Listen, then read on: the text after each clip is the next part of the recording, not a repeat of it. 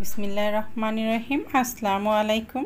নীতির সহজ রান্নার সমাহারে আপনাদের সবাইকে স্বাগতম জানিয়ে আবারও চলে আসলাম অসম্ভব লোভনীয় একটি ডেজার্ট রেসিপি নিয়ে। সেটি হলো ম্যাঙ্গো ডিলাইট রেসিপি। এই রেসিপিটি কিন্তু তৈরি করতে হুইপিং ক্রিম কিংবা ফ্রেশ ক্রিমের ব্যবহার করা হয়। আমি আজকে আপনাদেরকে তৈরি করে দেখাবো খুবই সহজ পদ্ধতিতে ঘরে থাকা সাধারণ কিছু উপকরণ দিয়ে একদম পারফেক্টভাবে ম্যাঙ্গো ডিলাইট। আর কোনো রকম আমি ক্রিম এখানে ব্যবহার করব না। আর তো চলুন দেখে নিন কীভাবে রেসিপিটি আপনাদেরকে আমি তৈরি করে দেখাচ্ছি। আর রেসিপিটি দেখতে দেখতে ভালো লাগলে অবশ্যই লাইক কমেন্ট শেয়ার করতে ভুলবেন না। তো চলুন দেখে নিন।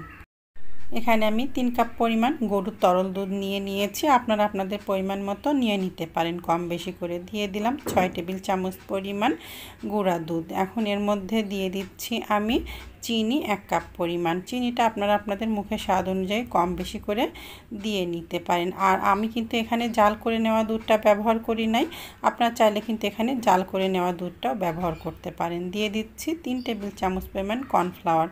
এখন সব কিছু খুব ভালো মতো আমি মিশিয়ে নিচ্ছি যেন এর মধ্যে কোনো রকম দলাভাব না থাকে। তো প্রায় মিশিয়ে নেওয়া হয়ে গেছে। এখন আমার রেসিপির পরের স্টেপে চলে যাচ্ছি। তো এখন চুলাতে আমি পাত্রটি বসিয়ে দিয়েছি। চুলার জালটা আছে মিডিয়াম হাই হিটে। আপনারা মিডিয়াম হাই হিটে বা মাঝারিতে রাখতে পারেন। মিডিয়াম হাই হিটে দিলে দেখা যাচ্ছে তলার দিকটা একটু লেগে বা পুড়ে যাওয়ার সম্ভাবনা থাকবে। চুলার জালটা আপনারা মাঝারিতে রেখেই কিন্তু বারে বারে এটি নাড়াচাড়া করে জাল করে নিতে পারেন।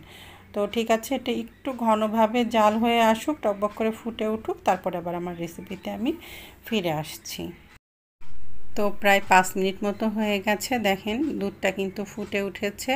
এখন চুলার জালটা মাঝারির থেকে একটু আস্তে করে দিচ্ছি, নতুবা কিন্তু দুধটা উতলিয়ে পড়ে যাওয়ার সম্ভাবনা থাকবে। 5-6 মিনিট বা 7 মিনিটের থেকে বেশি সময় লাগবে না। তো ঠিক আছে, আমি আরও 5 মিনিট মতো এটি জাল করে নিচ্ছি। তো এটি ফুটে ওঠার পরে আরও 5 মিনিট মতো আমি জাল করে নিয়েছি। দেখেন অনেকটা বেশি ঘন হয়ে গেছে। আর এই আজকের এই ডেজার্টটা তৈরি করার জন্য কিন্তু আমি এই মিশ্রণটা একটু বেশি ঘন করে তৈরি করে নিব। তো আরও 2 মিনিট মতো আমি জাল করে নিয়েছি। মোট আমি ফুটে ওঠার পরে 7 মিনিট মতো জাল করে নিয়েছি। আর আপনারা কিন্তু দেখেই বুঝতে পাচ্ছেন অনেকটা ঘন হয়ে গেছে। এখন চুলাটা বন্ধ করে দিচ্ছি। এখন আমি এটি চুলার থেকে নামিয়ে নিয়েছি। এর মধ্যে আমি দিয়ে দিব 1/4 চা চামচ পরিমাণ ভ্যানিলা এসেন্স। চুলার থেকে নামিয়ে নেওয়ার পরেই কিন্তু ভ্যানিলা এসেন্সটা দিবেন, তাহলে ফ্লেভারটা বেশি ভালো থাকবে। আর যদি কেউ ভ্যানিলা এসেন্সটা না দিতে চান, তাহলে এখানে 1/4 চা চামচ পরিমাণ বা হাফ চা চামচ পরিমাণ এলাচের গুঁড়াটাও ব্যবহার করতে পারেন। এখন আমি খুব ভালো মতো মিশিয়ে নিচ্ছি আর ফ্রিজের নর্মাল চেম্বারে 3-4 ঘন্টা রেখে একেবারে ঠান্ডা করে নিচ্ছি। এখানে আমি 2টি বড় সাইজের আম নিয়েছি। আমগুলো ছোট টুকরো করে কেটে নিয়েছি। আর এখন এই আমগুলো ব্লেন্ড করে নেওয়ার জন্য আমি 1/4 কাপ পরিমাণ পানি নিয়ে নিচ্ছি। আপনারা চাইলে পানি নাও নিতে পারেন। এখন আমি এটি ব্লেন্ড করে নিব। আর এখানে আমি 2 কাপ পরিমাণ আম আমি ছোট টুকরো করে কেটে নিয়েছি। এই টুকরো করা আমই হয়েছে 2 কাপ পরিমাণ। আর আমি কিন্তু আজকে আমরুপালি আমটা ব্যবহার করেছি। আপনারা আপনাদের পছন্দ অনুযায়ী যে কোনো আম এখানে ব্যবহার করতে পারেন, বা আপনাদের ঘরে যে আমটা থাকবে সেটাই ব্যবহার করতে পারেন। এখন আমি খুব ভালো মতো ব্লেন্ড করে নিচ্ছি। তো দেখেন আমি 2 কাপ পরিমাণ আম নিয়েছিলাম, আমটা ব্লেন্ড করে নিয়েছি। খুব ভালো মতো ব্লেন্ড করা হয়ে গেছে। এখন এটি আমি একটি বাটির মধ্যে ঢেলে নিচ্ছি। তো এটি আমি একটি বাটির মধ্যে ঢেলে নিয়েছি। এখন এটিও আমি একপাশে রেখে দিচ্ছি। তো আমার 2টি কাজ হয়ে গেল। আমি ক্রিমটাও তৈরি করে নিয়েছি, আমটাও ব্লেন্ড করে নিয়েছি। আর আমের টুকরোগুলোও কিন্তু আমি টুকরো করে কেটে একপাশে রেখে দিয়েছি। এখন আমি যেটি করব, একটি বাটির মধ্যে আমি 4 টেবিল চামচ পরিমাণ পানি নিয়েছি। আর দিয়ে দিলাম এখানে আমি চিনি 1 টেবিল চামচ পরিমাণ। এই চিনি আর পানিটা দিয়ে আমি সুগার সিরাপটা তৈরি করে নিব। এটি আমাদের পরে লাগবে। তো আমি খুব ভালো মতো চিনিটা পানির সাথে মিশিয়ে নিচ্ছি, তারপরে আবার আমার রেসিপিতে ফিরে আসছি। তো দেখেন পানির মধ্যে কিন্তু চিনিটাও খুব ভালো মতো মিশে গেছে। এখন এটি আমি একপাশে রেখে দিচ্ছি। তো এখানে আমি 4 পিস পাউরুটি নিয়েছি। আর পাউরুটির এই সাইডের অংশটা আমি এখন একটু কেটে নিব। আমি শুধু এই সাদা অংশটা ব্যবহার করব। আমি মোট 6 পিস পরিমাণ পাউরুটি ব্যবহার করেছি। এখন 4 পিস ব্যবহার করছি, পরে আরও 2 পিস ব্যবহার করব। আর এখানে আমি পাউরুটি ব্যবহার করেছি। আপনারা কিন্তু চাইলে এখানে বিস্কিট বা যে কোনো ধরনের কেকও ব্যবহার করতে পারেন। তো দেখেন সাইড থেকে এই ব্রাউন কালারটা কেটে নিয়েছি, আর এই সাদা অংশটুকু এখন আমি ব্যবহার করব। তো এখানে আমি একটু বড় সাইজের পাত্র নিয়ে নিয়েছি। আপনারাও চেষ্টা করবেন একটু বড় সাইজের পাত্র নেওয়ার, যদি আমি যে পরিমাণটা তৈরি করছি এই পরিমাণটা তৈরি করেন।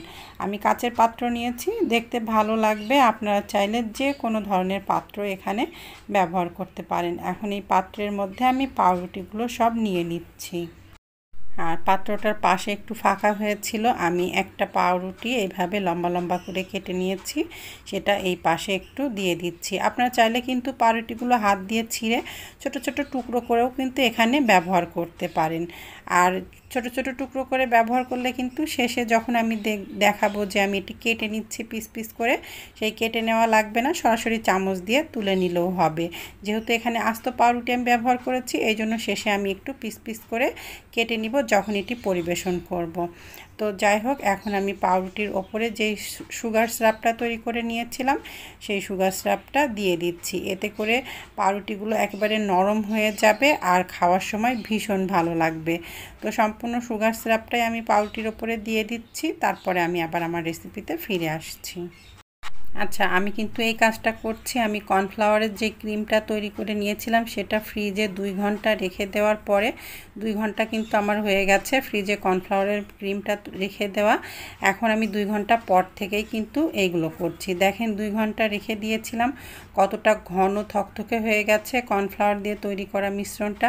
এটা একেবারে ঘন ক্রিমের মতো হয়ে গেছে। এখন আমি এটা দুই পাশে 2টি পাত্রে ভাগ করে নিয়েছি। আর যে আমের পিউরিটা তৈরি করেছি সেই পিউরিটা একটি বাটির মধ্যে অল্প পরিমাণে তুলে রেখেছি, আর বাকিটা সেই বাটির মধ্যেই রেখে দিয়েছি। সামান্য পরিমাণ আমের পিউরি আমার শেষে লাগবে, এই জন্য আমি তুলে রেখেছিলাম। এখন যে অর্ধেকটা পরিমাণ কর্নফ্লাওয়ারের মিশ্রণটা আমি আলাদা একটি বাটিতে রেখেছিলাম, তার মধ্যে আমি ম্যাঙ্গো পিউরিটা মিশিয়ে নিলাম। খুব ভালো মতো মিশিয়ে নিতে হবে, যেন সাদা সাদা না থাকে, একেবারে সুন্দরভাবে আমের পিউরিটা এর সাথে মিশে যায়। তো এখানে আমি আরও 2 পিস পাউরুটি নিয়ে নিয়েছি। এটির পাশ থেকে আমি কোনো কিছুই কেটে নিব না, এটা আমি হাত দিয়ে ছিঁড়ে ছোট টুকরো করে ব্যবহার করব। আর এখানে দেখেন মিশ্রণটাও রেডি হয়ে গেছে। এখন এই পাউরুটির ওপর দিয়ে এই মিশ্রণটা আমি একটু বেশি করে দিয়ে দিব, এতে করে খেতে খুব ভালো স্বাদ হবে। আপনারা চাইলে একটু কমও দিতে পারেন, আমি একটু বেশি করেই দিয়ে দিব। তো বেশ অনেকটাই মিশ্রণ আমি এর ওপর দিয়ে এভাবে ছড়িয়ে দিব, আর চামচ দিয়ে একটু সমান করে দিব, এতে করে দেখতেও ভালো লাগবে আর চারিদিকে সমানভাবে একদম ছড়িয়ে যাবে। তো এটি আমি দিয়ে নিচ্ছি, তারপর আমার রেসিপিতে ফিরে আসছি। তো মিশ্রণটা ওপর দিয়ে দেওয়া হয়ে গেছে এক লেয়ার।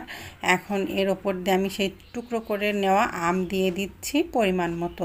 আপনারা চাইলে একটু বেশিও দিতে পারেন, চাইলে কমও দিতে পারেন। যারা আম খেতে বেশি পছন্দ করেন তারা একটু বেশি করেই দিয়ে নেবেন।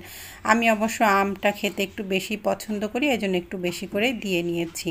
এখন যে 2 পিস পাউরুটি আমি নিয়ে নিয়েছিলাম, সেই পাউরুটিগুলো ছোট ছোট টুকরো করে হাত দিয়ে ছিঁড়ে এর ওপর দিয়ে দিচ্ছি সমানভাবে। আচ্ছা, আমার চ্যানেলে কিন্তু আরও 2টি ম্যাঙ্গো ডিলাইট রেসিপি আছে, সেটি আমি হুইপিং ক্রিম ব্যবহার করে তৈরি করেছিলাম, চাইলে কিন্তু আপনারা দেখে নিতে পারেন।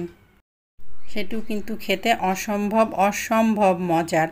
আর আজকে আমি আপনাদেরকে তৈরি করে দেখিয়েছি হুইপিং ক্রিম ছাড়া, কারণ যদি কখনো কারোর ম্যাঙ্গো ডিলাইটটা তৈরি করে খেতে মন চায়, ঘরে যদি হুইপিং ক্রিম বা কোনো রকম ফ্রেশ ক্রিম না থাকে, তারাও কিভাবে এই ম্যাঙ্গো ডিলাইটটা তৈরি করে খেতে পারবেন সেই রেসিপিটি কিন্তু আপনাদের সাথে আমি শেয়ার করেছি। আর এটি তৈরি করার পরে ফ্রিজে 4-5 ঘন্টা বা 2-3 ঘন্টা রেখে একেবারে ঠান্ডা করে যদি পরিবেশন করেন, খেতে যে কতটা মজার হবে একবার তৈরি করে খেলেই বুঝতে পারবেন, নতুবা যারা তৈরি করে খান নাই তারা বুঝতে পারবেন না।